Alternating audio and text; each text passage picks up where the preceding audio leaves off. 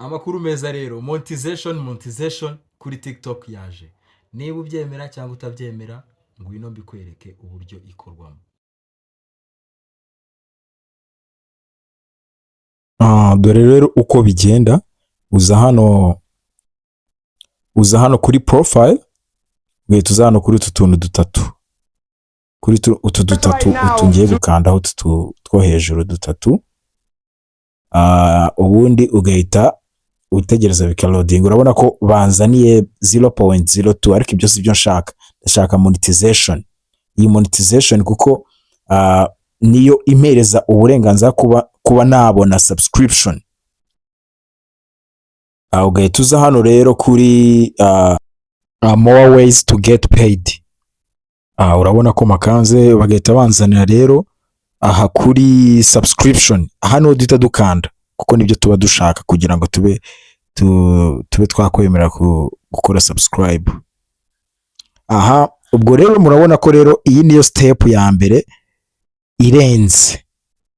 Nta kindi kintu uhita ukora, uhita uza hano kuri banyarwandakazi. Nta kindi kintu uhita ukora, uhita scrollinga umanukaho gatoya, ukareba ibyo wemerewe. Nimba wemerewe kuba wajoininga subscription cyangwa se utabyemerewe.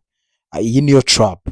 Urabona ko ngewe ku muntu ufite imyaka 18 already ndayirengeje, ndi verified hariya. No ku muntu ufite ufite video zarebwe n'abantu 100,000. Ubwo ahangaha ndagira ngo bibasobanurire neza mudakora ikosa. Urabona ko have at least 1000 video viewers in last calendar month. Ubu ni ukuvuga ngo nyine urebye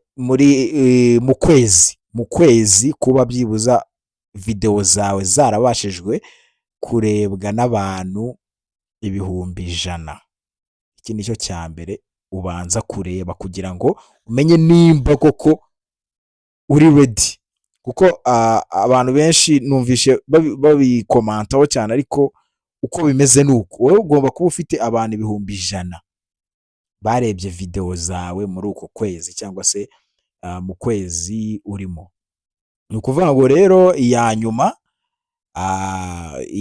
rero kugira ngo mbe eligible, meet our community guidelines and creator code of conduct. Ubu nyine ni nka discipline tu. Ubu icyo turindiriye ni aba viewers 100,000 nibamara mu kwezi, nibamara kuzura tuzahita twishyurwa. Ngayo nguko rero ndabikweretse. Kanda like, ukande share, ukande na comment. Nako ujye no muri comment kugira ngo iyi video mu minsi mikeya nze babwira ko byakunze cyangwa bitakunze. Ciao.